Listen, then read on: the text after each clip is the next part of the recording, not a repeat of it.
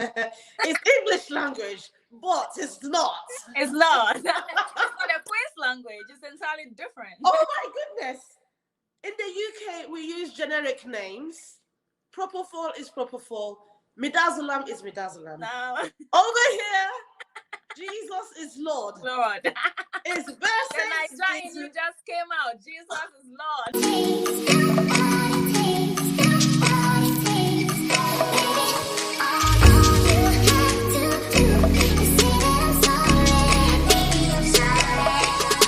Okay. Hi guys, welcome to my channel. I know you've been waiting to see a UK trained nurse who is now a USRN sharing her story, and I finally got in touch with Suzanne, who is willing to share the process. She's a UK trained nurse and she's a USRN as well. My name is Priscilla Kuma. If you are new here, please subscribe to my channel.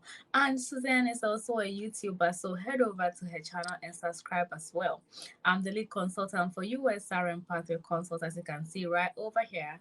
If you are a registered nurse, midwife, or psychiatry nurse who wants to work in USA and don't know how to go about it, we have the process and the route for you at USRN Pathway Consult. Head over to our website www.usrnpathwayconsult.com, register, and then we start your onboarding process. Migration is your right and nobody should stop you from migrating. I would leave all our details, our Facebook, Telegram, all in the description box. Click on the title of this video and just go in there and join any of the groups you want to join. And if you think my videos have benefited you and your family in any way at all, click on the thanks logo and say thank you to me by paying, I think, $1.99 to $4.99 to say thank you to me. Okay, enough of that. Hi, Suzanne. Welcome to my channel. Hi, Prissy. Nice to see you. Nice to see you too. Please introduce yourself to my lovely viewers. Hi, Prissy's subscribers. I'm one of her subscribers as well. How are you guys doing? They are doing okay. I'm speaking on their behalf for now. Yes. Give us a little introduction about yourself. So my name is Susan and I make content on YouTube as well. My channel is Susan Brandy. I'm a UK trained registered nurse who recently moved over to the US as a USRN. So I'm in Texas. Nurses helping other nurses. We are here to just help people who lack information and been searching online and that don't know where to start from. So I want to get a little bit background about your nursing career. Mhm. What type of nurse are you? What did you study? Do you have a diploma? Do you have a bachelor's? And where have you worked all these years as an RN? So I am a UK trained nurse. I did a BSc or BSN in nursing. So in the UK, after I graduated, I went straight into intensive care. And after working in intensive care for a little bit, I went to the community just to get more experience, different experiences. And then I came back to ITU. So I've been a registered nurse in the UK for the past 10 years. And out of that 10 years, I've got 7 years of intensive care nursing experience. What informed the decision to become a USRN? From age 15, I wanted to go to the US. I have family in the US, like cousins and uncles and aunties. And just as a kid, I was like, I am going to go to the US. So, but I'm a UK, I was born in the UK, partly raised in the UK and partly raised in Nigeria. So when my parents brought us back to the UK, I already knew that I wanted to go to the States. So I had to plan my career around what would enable me get out when I want to get out. And I realized that nursing was the key for me to get out when I wanted to. Yeah. Right. So, in the UK, at the time, I think after year 2000, they removed the pediatric, obstetric, and mental health aspects of nursing. So if you trained from that date onwards, it's most likely you don't meet the criteria for working in the US, but you could work in Australia. So when I decided to go and study nursing, I looked at the syllabus of the universities and I made my choice. The university that I chose was still doing those aspects of nursing that were removed. I'm not going to mention the university because I'm not sure if they're going to get penalized that they're still doing those courses. Because I think those aspects of nursing were removed for a reason, to retain nurses in the UK. Yes. So luckily for me, I went to the university I went to, their Essex campus was still doing pediatric nursing, obstetrics and psychiatric, and they were offering placements. Whereas their other campuses, they were not offering that because those were in the bigger central London hospitals. So I was lucky, and I planned strategically to make sure when the time comes, I could go out, I could leave. I did these modules at the university. However, when I approached US employers, I always got shut down. They said, "Oh, you train in the UK, you don't meet the criteria." I approached agencies, and they all said the same thing.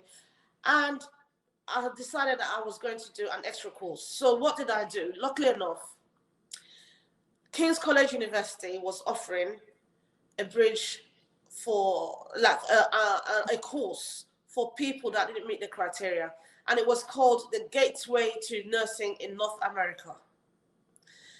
Other universities offer this kind of similar course every now and again. City University offered it some time ago. Hertfordshire University offered it some time ago. So a couple of people did those courses, so they should qualify. And also, if your degree, you did all these other aspects of nursing, I think you can qualify as well, because they don't need you to do so many modules. As long as you did the modules and the clinical aspect of it, I think you're going to qualify. So even though I did some of these at the university, I went and did an additional course at King's. It was intense. I was working full-time in intensive care. And I was also doing the pediatric, obstetric, and psychiatric nursing, both clinical and theoretical aspects of it. It was intense. For 6 months, I didn't have a day off. I was working back to back. So that's how I did it. And when I finished the course, I had to look for a state in the US where they didn't need an SSN number for you to register on their nursing board. Yeah. And after researching, I chose Texas. And then I applied. It wasn't an easy process. It was difficult. But if you know you want something, you have to persevere, isn't it? Yeah. So I went through Texas, and then I went through CGFNS. CGFNS, they evaluated my qualifications, and I met the criteria. So I took it from there. Wow. That's a long journey. From 15 years, you always knew you wanted to work in USA. Age 15, yeah. When I was age 15, I wanted to move to the US, yeah. Wow. Impressive, yeah. Impressive. I like your perseverance. I always say to people, this journey is not for the faint-hearted. You need to be very much into it before you can get what you want. Recently, I shared a video about UK trained nurses being able to work in USA. And I said, if you're interested, come find me at my consult, USRN Pathway Consult. The good news is that we're able to evaluate UK trained nurses, and they had their credential evaluation report being a positive one, meaning that they can write and question pass. Yeah. The evaluation is what matters. And now I'm glad you've mentioned the school. So can you mention the schools again when somebody wants to do this bridge programs so that they can get the pediatrics, the medicine, surgery, obstetrics, and all that? Can you mention them? You said King's College? I did mine at King's College. Okay. I know City University ran that course as well. And then Hertfordshire University ran that course some time ago. Okay. So, and King's College, I think they've stopped they've stopped the course now. I think they had to stop. I don't know what happened. As I said before, these aspects of nursing were removed for a reason. So eventually they had to stop it. However, I found a video on YouTube, but unfortunately this lady has taken her video down. I don't know why. She went to Florida and went to one of those community colleges that offer nursing, and she did, I think, a 6-month course to make up for her deficits in psychiatric, pediatric, and obstetric nursing. So even if you can't find a place in the UK, and I'm not encouraging nurses to leave the UK, no. You know, some of us had to leave due to marriage, family, or whatever important reason you had to go to the US for. So I don't want people coming after me saying, oh, you're encouraging nurses to leave the UK. No, no, no. Some nurses actually need to leave because of family, you know. So if you think you're stuck, at these universities that are offering these courses, because you know when you want something, you find it. You seek, you find. If you don't seek, you're not going to find. And if you can't find anywhere in the UK that are offering a bridging course, look outside. Look at other countries. The courses are out there. Wow. And in the US, I also heard that there's some places offering these courses, but they're really expensive. You're looking at $20,000, $25,000 US dollars to do those courses. So, you know, you need to do some research there and find out what is suitable for you. So do you know any nurse, be it adult nurse or psychiatric nurse, who trained in UK and now in USA personally? Yeah, a couple of us. So some of us went on that course at King's. We're all here now. Not all of us. Some of us are here working. And I also watched a video of a UK trained nurse who got married to an American. She's working in Florida now. She didn't meet the criteria, but she knew and she planned herself strategically. When she graduated in adult nursing, she now went and worked in neonatal ITU. After working in that neonatal ITU, I think she did another place. She worked somewhere else for another 1 year. And now when she moved to Florida and joined her husband, she wanted to work as a nurse. The nursing board there had to review her qualifications, the models she did at university, her experience, and they were happy for her to work because of that neonatal experience. She would handle kids and was also dealing with their parents. So they said, since that just happened when she just qualified, they're going to let her through and work as a USRN. So there are ways around it. Don't think that the door is completely shut. There are definitely ways around it. If you did the international model, some people did the international model when they were at university, that is your ticket out as well. All those people that did the international model, you could work in the US. I've spoken to some nurses that did that international model. They're here in the US working. If you followed a mother and child during your training in the UK and followed them all through from pregnancy to birth to postnatal care, I think you have the model. Speak to your university. That could get you out as well. So, which credential evaluation company did you use to do your paperwork? I used CGFNS. And then when the report came, was it positive? Was it negative? It was positive. Okay. Okay. I actually met more than the requirements. What I had from my university was enough. That additional course I did was just additional. What I did at my university was enough. And I was lucky because I said, as I say, if you're going to university in the UK, you know you're going to study nursing. Look at the syllabus before you jump into any course. You look at the syllabus first, see what they offer. Talk to people there and find out if what they're offering meets your criteria. You know what you want. If it meets the criteria for what you want to do in the future. So if you went to a university, I'm not going to say the name.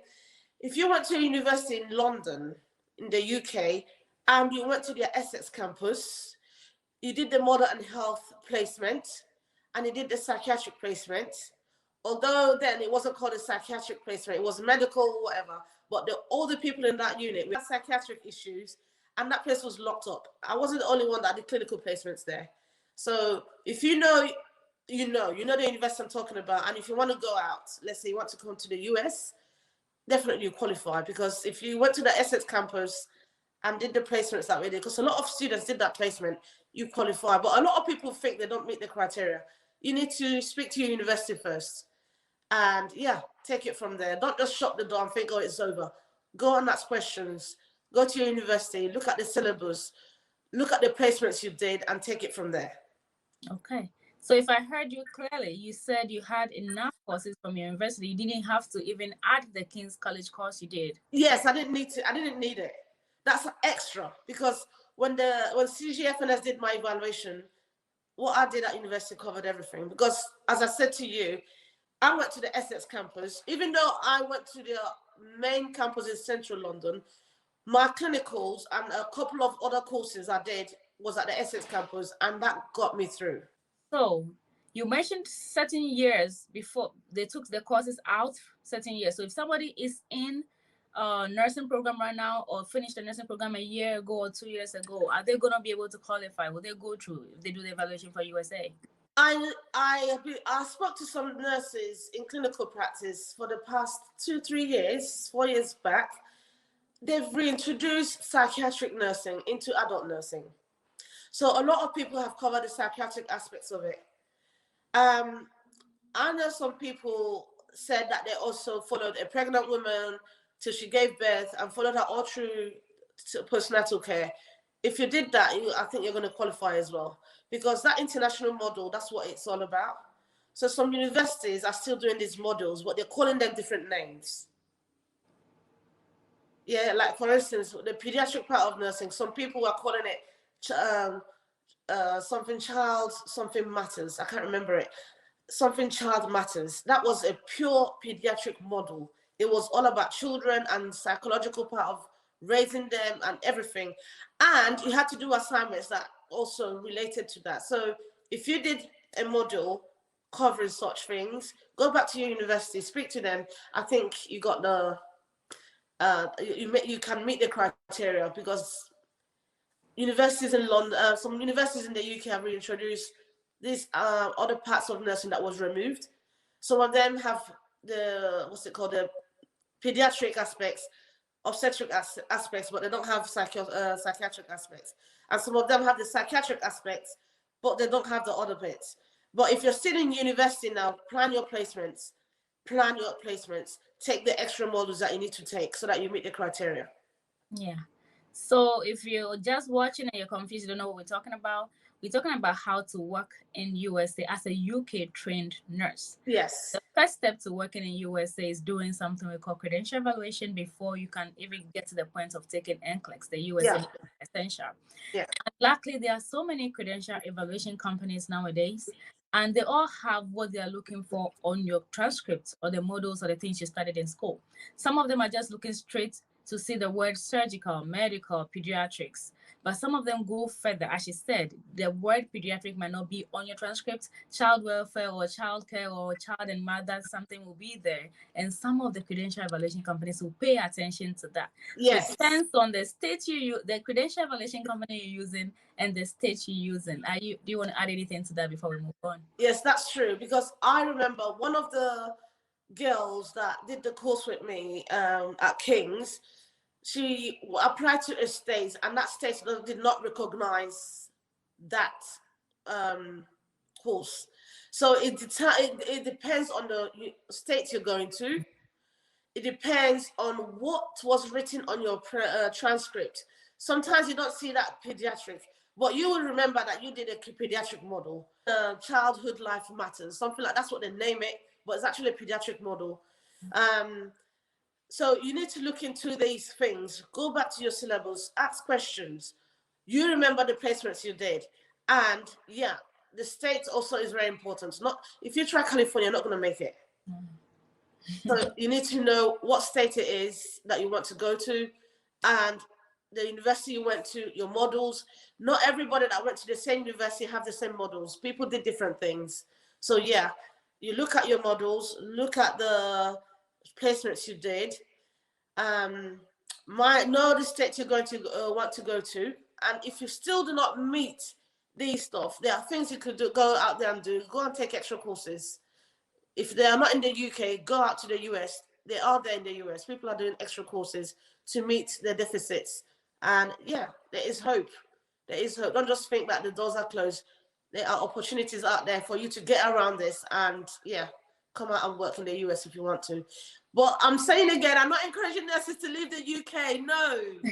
Some of us have to leave because of family, marriage, and other things. Yeah. Yeah. So I have been privileged to have access to so many transcripts from all over the world. Because of what I do, people send me all their transcripts and I have a look. I'm able to see different courses and all.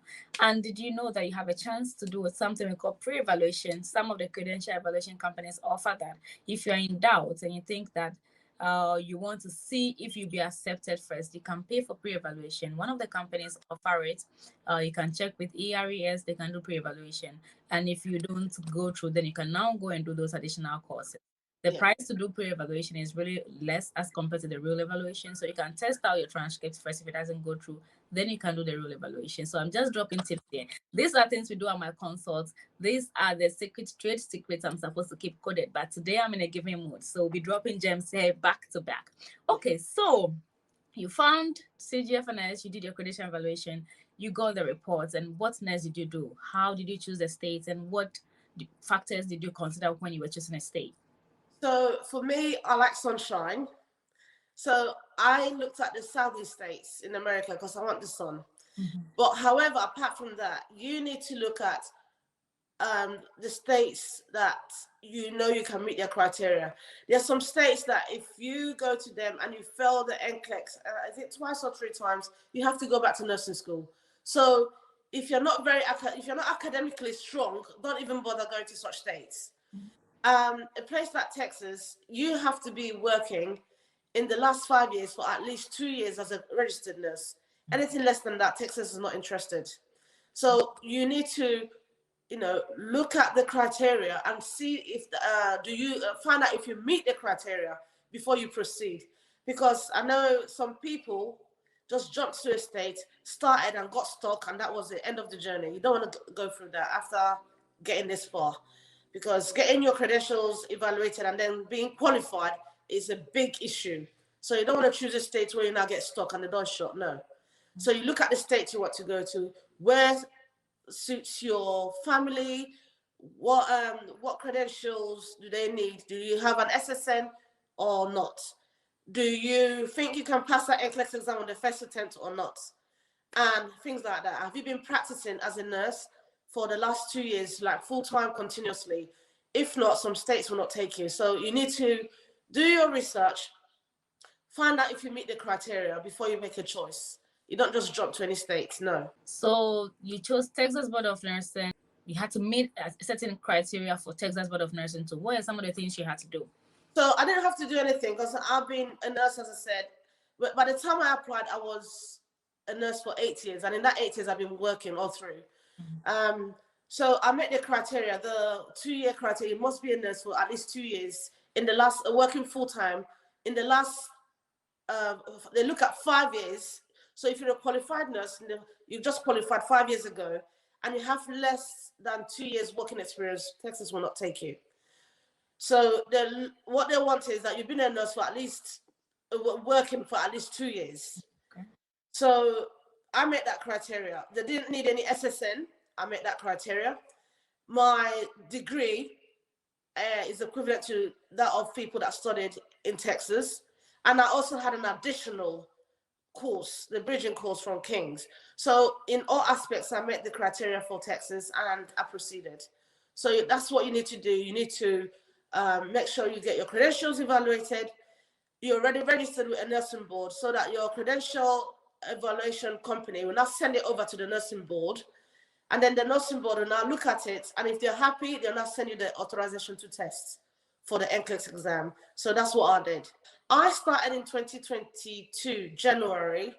I did not get my authorization to test till April. I don't know why it took that long. 2021, because there was still COVID.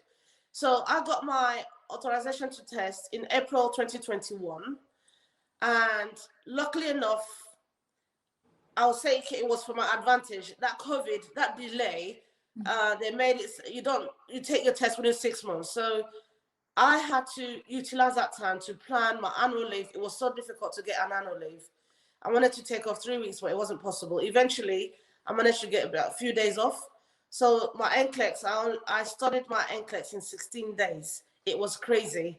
I had to leave the house, leave the kids at home with my husband. I stayed in a hotel for how many days? 18, 19 days. And then I became sick because it was so much stress. So out of those few days I studied 16 days. And studying as well, you have to be strategic. You don't read everything. You have to be strategic with your studying. And I passed my NCLEX first attempt. So I thank God for that. And I prayed a lot. This journey, you can't do it alone. You need God. You need a lot of patience, and you need the right information and the right people that are willing to help you. That's very true. You need everything, especially patience. Yeah, And stay focused. If not, you just get discouraged. It's expensive, it's stressful, a lot of paperwork back and forth, but it's doable. And the NCLEX is also a whole story for another day. And now we have NGN, New Generation NCLEX. People are giving good testimony about it. I yeah, have NCLEX Academy, UPC Academy. We have monthly classes every time. So if you're watching and you're interested in getting NCLEX tuition, just come find us. Go to the website www.USRN Pathway Consult and register on there, and you can take the class. Intensive 16 weeks class, and then by then you have your day to study, you write, and pass. So in finding a job, placements, let's talk about that. You yeah. passed, what's next? You know, you have agencies out there, and you have direct hire agencies. So I'm not going to mention a name. I went with an agency initially, and they were just getting a bit too much. I don't know. There's some people that like they treat others like, you know, you're coming from a beggar's point of view, like you're coming from a country as if. So I was born in the UK. I don't take that kind of crap. You can't give me that nonsense. So I breached the contract, and then I decided that okay, and I prayed. I said, God, please connect me to the right people. I don't want to work with an agency that thinks that they have to say all the time. I have no say, like I'm a beggar. And luckily, after going on Facebook and looking at all the agencies out there, what they were offering, I chose an agency that does direct hire. So, you know, when you do direct hire, you get the same salary, the same pay as a US trained RN. So I went through the direct hire route. Some people like the agency route because they pay for them, they do everything. If you go with the direct hire route, you have to pay for yourself. And it's really expensive, but I didn't mind. So I went through the direct hire route. I had to pay for everything. I have 3 kids and my husband, so everything I was doing was times 5. It was very expensive, but that agency, the agency that does the direct hire, they're very good. It was quick. I had an interview with them end of 2021, and I waited to get my visa screen. The hospital that I got the job at didn't have the prevailing wage, so we had to wait. When they got the prevailing wage, which was end of December 2021, then the process started for me. My priority date was in February 2022, and by December, first week of December, I was ready to leave. Everything went through. So it took less than a year to get everything done. However, you know, I had to hand in my notice, and I had to give 2 months notice before I could leave my job. I know. That's why I moved this year. So I've been in the US for 2 months now. I came here in February 2023. So yeah. Direct hire, you need to know which company to go with. Some of them are really quick and some are a bit slow. They take their time. And if you want to go with an agency, do your research because you're going to get less pay, like significantly less money than people that use direct hire. I always advocate for direct hire. My consult is strictly self-sponsorship. You do everything by yourself, like how you did, and then we find you direct hire jobs. And there's a significant difference in the pay. And I'm glad that you are saying this. So those who want to choose that option would choose that option. Yeah. So I got the timeline mixed up a little bit. You Yeah. got a job offer 2021, but you wrote the NCLEX 2022? No. My NCLEX was in August 2021. Okay. I got the year mixed up. So I got my authorization to test in April 2021. Then because of that COVID stuff and a lot of things going on, it was difficult to get it because I was working throughout COVID in intensive care. You know what COVID was like. It was intense. So to get annual leave was difficult. Eventually, I got my annual leave and I took my NCLEX in August 2021. Okay. Then I took my time because I told you that I had an agency before. I breached the contract and I was like, you know what? I'm going to take my time now and find the right agency for me. So end of 2021, that's when I signed a contract with a US-based hospital. Okay. But then they started the filing and the processing for me. So my priority date was February 2022. And then between February 2022, that's when the actual, immigration stuff started. Between February 2022 and December 2022, I was ready to leave. Other people even went a bit quicker than me because I told you that I was born in the UK and I also lived in Nigeria. I was partly raised there. So I needed to get a police report from Nigeria, and that was the most difficult thing ever. It took a while and that delayed everything. So if not for the police report, I think I would have left within 6 months. So it took me from February to December, which is about, give or take, 11 months. And then I got through. I was ready to leave. Everything was done. Did the job file for, did they use expedited services for your immigration?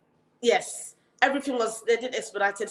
Everything was expedited because they were desperate for nurses. And they're still desperate for nurses in the US. So everything was expedited. Yes. Wow. So what kind of floor or units or environments are you working in now? Is it medical? Is it surgery? Is it behavioral sciences, rehab, nursing home? Intensive care, because for the past 7 years I've been in intensive care. So when I got over here, I got a job in intensive care because I'm a certified intensive care nurse in the UK. Oh. Yeah, so it makes sense for me to go where I got my experience. Yeah. Okay. So I'm in one of the biggest hospitals here I'm not going to say the States, well, you already know myself, but one of the biggest hospitals around here. And yeah, I'm in an intensive care, a very big unit. Okay. So what has it been like adjusting or adapting to the environment? The way the British way is different from the American way, even the language, the accents, the medication names. Tell me about it. Oh my God. Pharmacology is entirely different here. Chrissy. Do you know what? This is not for the faint-hearted. No. Oh my gosh, the adjustments. Although the hospital tried to do as much as they can, like they provided us with drivers to take us from A to B, to get the SSN. If you don't have an SSN here, you can do it. You can't do nothing. Let me just clarify. She's used the word SSN, the alphabet, whatever. It's social security number. Yes, social security number. Yeah. You need it to work. It's for those who are based here. Pretty much, you need that. It's like your work number to work, sort of. Yeah. In the UK, we call it their national insurance, NI. Okay, NI. Okay. Yeah, it's something else. But yeah, to get the social security, you can't start work if you don't have the social security number. But the hospital did help provide us with drivers to, do the runs. You can't get anything if you don't have accommodation, right? And you can't get accommodation if you don't have an SSN number. It was something else. Luckily enough, I got a family here. My husband's younger brother lives in the same state as us. So we were staying in his house for like 2 weeks. Whew. Eventually, that SSN came in. And with the SSN, because nobody wants to rent, they'll give you the house for renting if you don't have the SSN. And then they want to do a credit check on you. I'm like, I'm just coming from the UK. I don't have any credit history in the US. Whew, eventually, but the hospital gave us a letter. With that letter and your salary, people will now think, okay, this hospital is a very big hospital, is well known. And with this letter from them, they are willing to listen to you. So eventually, when I got the SSN, things started moving forward. And then I got accommodation, and then I could then start. And my hospital was quite good. I came in at the beginning of February. They gave us time to like 3 weeks to get settled before we started working. So that time they gave us enough to like run around and get things started. Now talking about the language, whoa, it's English language, but it's not. It's not. It's not a quiz language. It's entirely different. Oh my goodness! In the UK, we use generic names. Propofol is propofol. Midazolam is midazolam. No. Over here, Jesus is Lord. Lord. It's The Nigerian you just came out. Jesus is Lord. They use trade names. Yeah. So if the company that made the medication is called Versex, they'll call that medication Versex. Yeah. And I refuse it. What I'm doing is trying to learn what they're calling names, but I'm not going to call it what they're calling. I'm going to carry on calling it a generic name. Because in NCLEX exam, it's a generic name. Yeah. Everywhere on earth is a generic name. Oh my God. And yeah, there are certain things we used to do. Like in the UK, I will set up the ventilator. I would help the doctor intubate. I will connect the patient to the ventilator and do the settings. I'll do my ABGs. Based on what the ABG is, I'll change the settings on the ventilator or change modes. In the US, you cannot touch the ventilator. You can only do what? Bonus oxygen, and that's it. You cannot. At most, you go up on oxygen and down. You don't touch the ventilators. You don't touch anything respiratory. So sometimes I'm so tempted. I want to get in there, but I can't. You know. No, we have a whole respiratory team for that. Yes, you have to respiratory to come down and do it. Yeah. Oh my goodness, it's so hard. And then sometimes I go in, I'm suctioning, I'm doing that, and people are looking at me. I was like, what? You're going beyond the job description, and that's gonna get you in trouble. You're not gonna get, because I can't defend myself. I'm not gonna wait for a respiratory therapist to come down when a patient is drowning in their saliva. No. You know. I know, it's entirely different.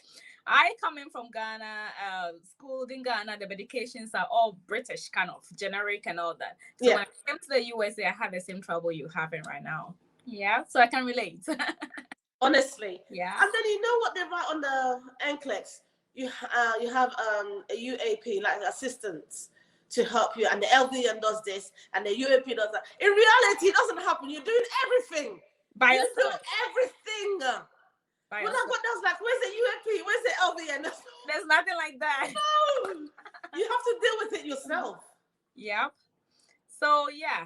So what other difference do you find in terms of the nursing back in UK and the nursing here? We have to do a whole topic for another day, but what is like the highlights of it aside what we just mentioned? Anything else you want to add? Yeah. So for instance, in the UK, if you got a sick patient intubated, ventilated in ITU, it's 1-to-1. Here, you would have two patients, both of them are intubated, ventilated, on all the medications, on the filter, like CRRT, and you have two patients. Yeah. Some days, well, to be honest, on generally, when I finish work here, I'm not worn out. In the US, that's what I've noticed. Okay. When at the end of the shift, you still got energy. In the UK, end of the shift, you're crawling out of the unit. Even though you had 1-to-1 in the UK? Yes, even though you had 1-to-1, it was draining. So what do you think you have here that is not making you exhausted, even though you have 2-to-1? Patients is 2 and 1 nurse. Exactly. So, like the ventilator things that in the UK, you deal with all that. Over here, you have people that are dealing with that. Yeah. There's IV team, they can come draw your blood, draw your ABG for you. Yes. you have people, the labs that come, they do the ABGs, they take all the bloods and all that stuff. You're not dealing with that. Yeah. All you need to do is make sure that they're doing it aseptically, things like that. The documentation is a problem for me. Yeah, it's a lot. I use Epic in the UK, but the Epic we used was adapted to the intensive care unit. The Epic we're using here is so general that you're looking for things here, you're looking for things there, and it's making you spend more time documenting. For one patient, it takes at least 2 hours to do the documentation, and that's the minimum. Yeah, that's. So now when you have 2 patients, you see the documentation is an issue. But clinically, because we don't really have that LVN and UAP, teamwork is really good on the unit. Yeah, so the teamwork and other things, I don't feel exhausted. But saying that, in the past 2 months, I feel the last shift I did, I was exhausted. I nearly crawled out of the unit because it was patient had a code, the second one had a code, everything was happening. But that's not usual, it doesn't always happen that way. But apart from that, at the end of the day, I don't feel exhausted. Okay. So when you hear her saying UAP and LVM, we're basically talking about UAP is an unlicensed person or auxiliary team member, like a CNA, a carer, nursing assistant. Yeah. On NCLEX. And LVN or LPN are licensed practical nurses.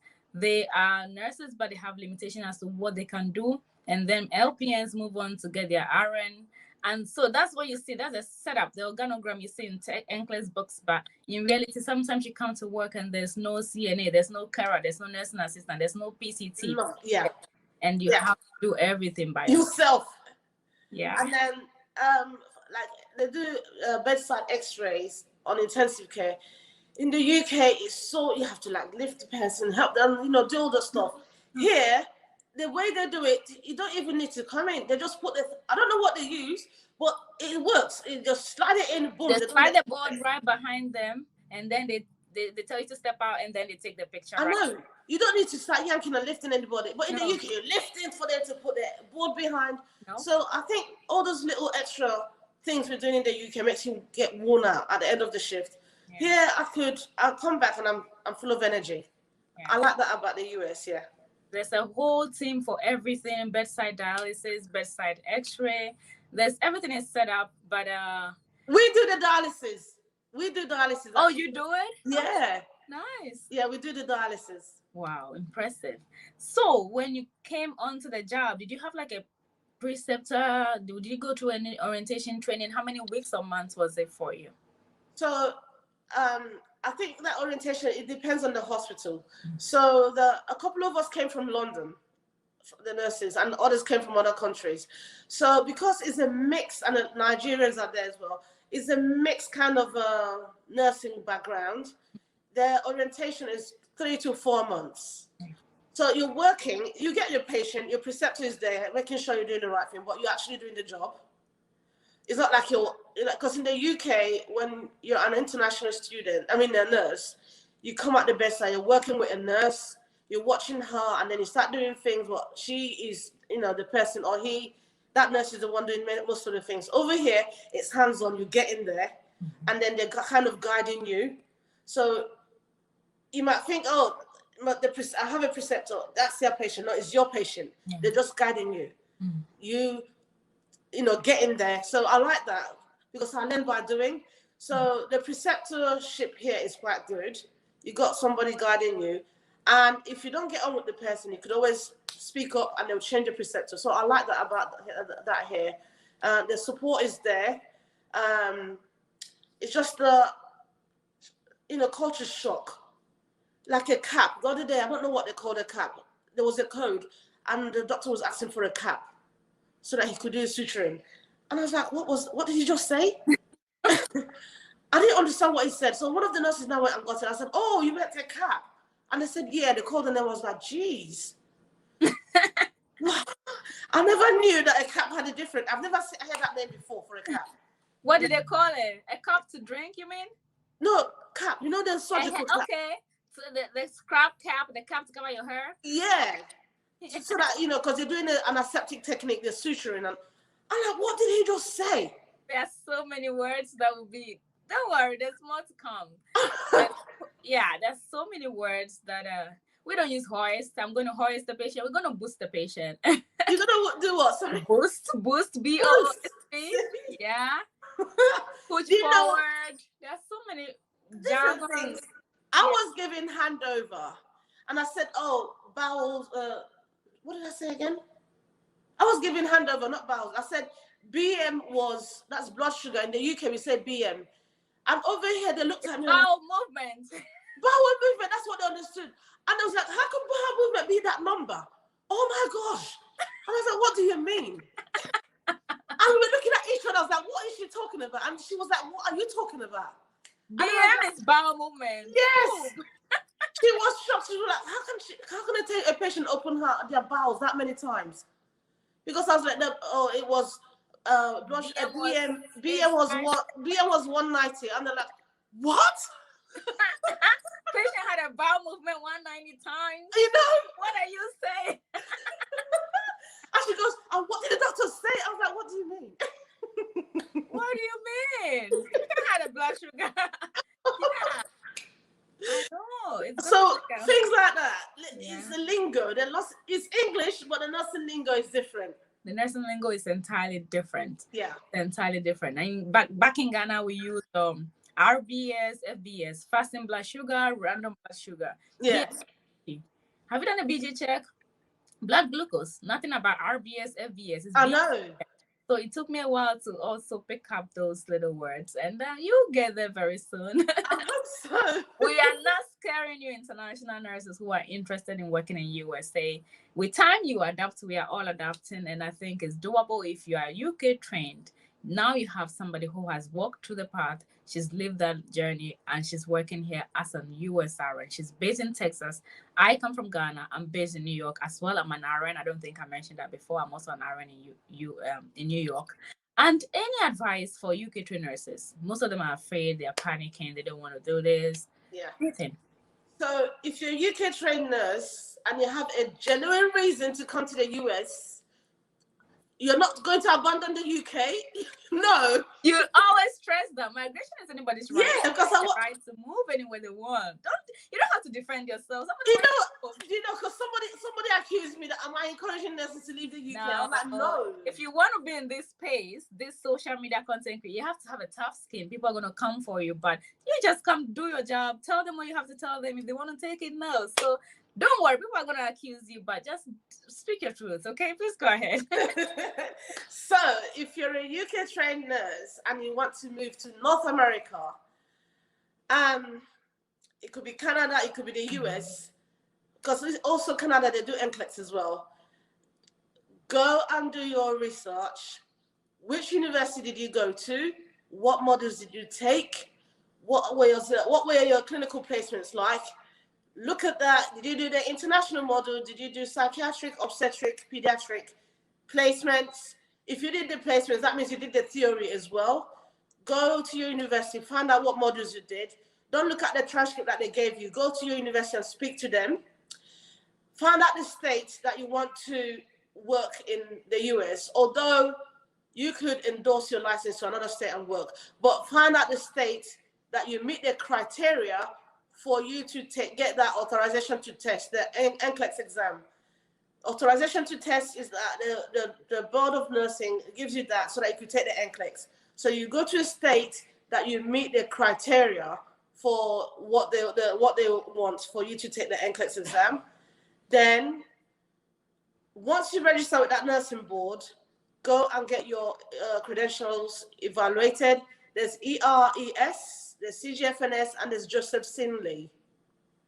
So get your credentials evaluated, and if you qualify, then you take your NCLEX exam and take it from there. And Prissy, who I've been subscribed to for years, because Prissy, let me tell you this thing. When I was researching on how to come out, I found your channel. Really? Yes. Aww. I found your channel, and ever since then, I've been watching your videos. Oh, means a lot. So you go on YouTube and do your research. Prissy's got a lot of information, and there are other people out there. I also made some videos on Susan Brandy, which you could look at.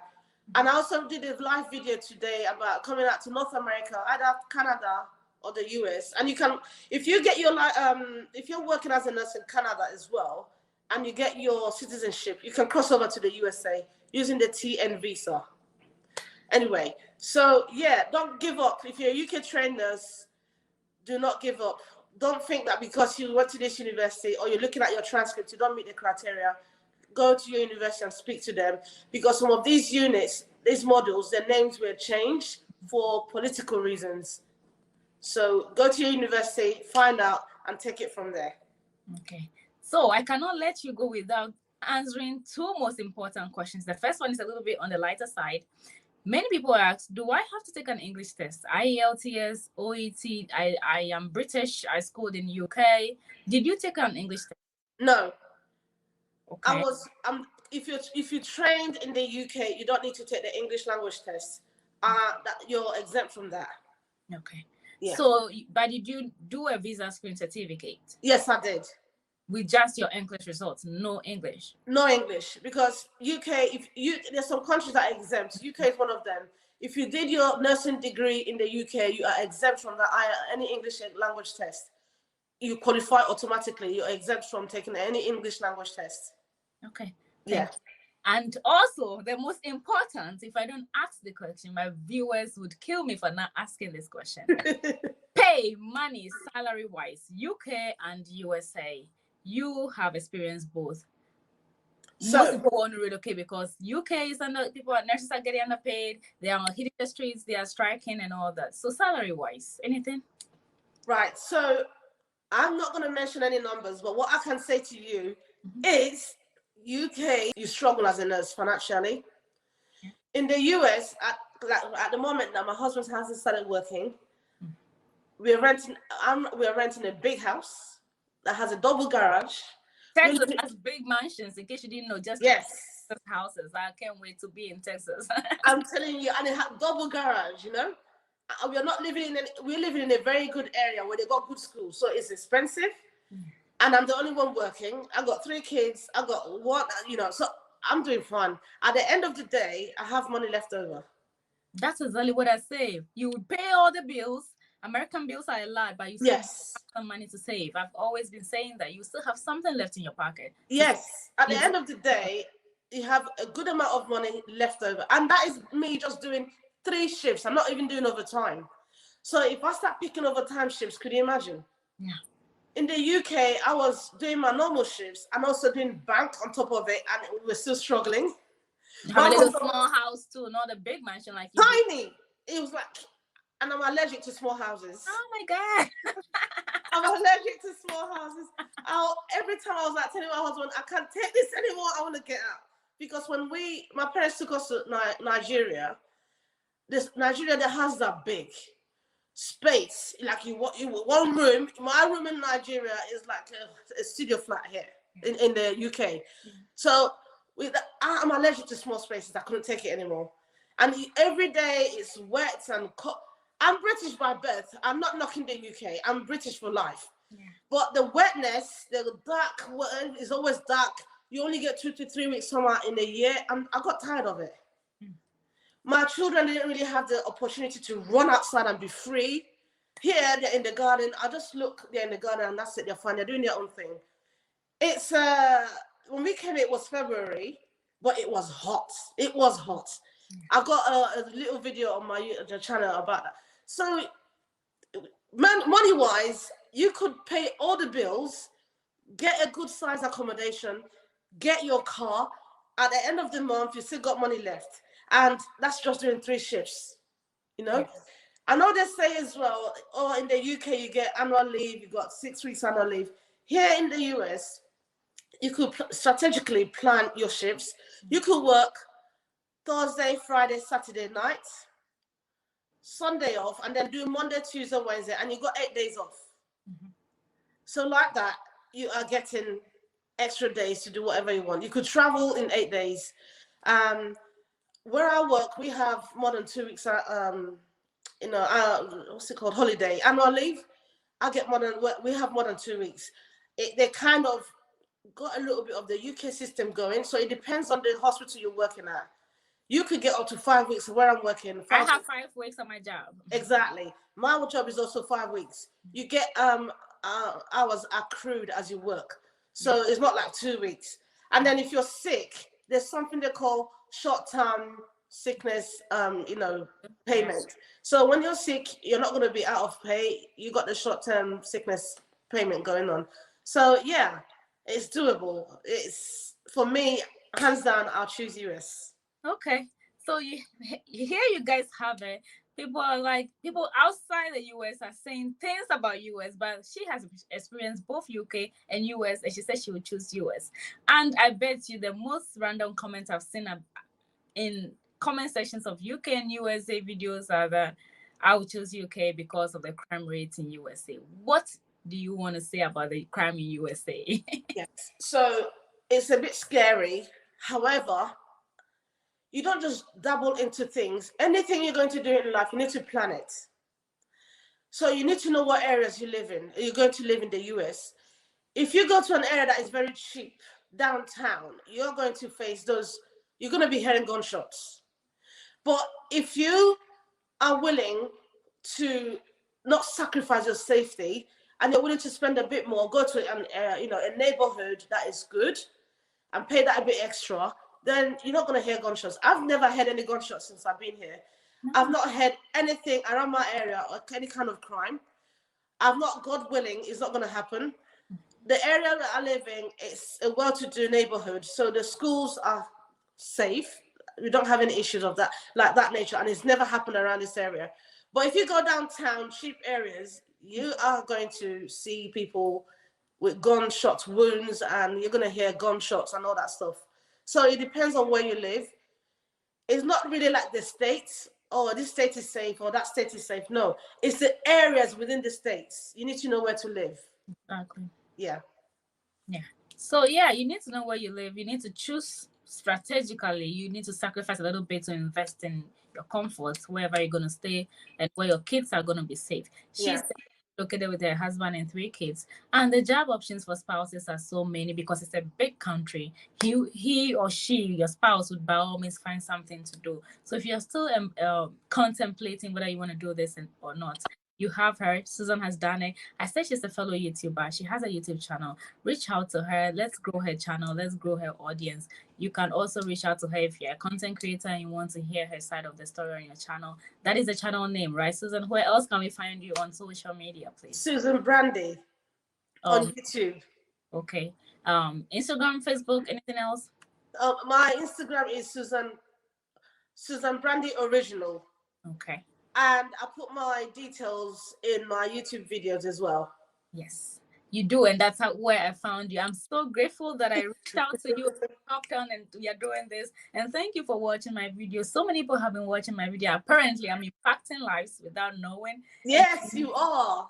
It means when I started this journey, I found you and I've been following you since then. I'm glad I'm helping people impact lives, and I'll continue to do it so far as I have my breath. I love doing what I do, and I cannot wait to be back on your channel and also have you back. We need to do a lot of differences in nursing in the UK. Let me have a lot of content down for you. People would like to hear that. Thank you very much, Susan. Have a good one. Thank you, Priscilla. I'm glad you had me on your channel. I really appreciate this opportunity. You're welcome. My subscribers, head over to her channel and subscribe. Let's grow these numbers. Thank you. Bye-bye. Bye.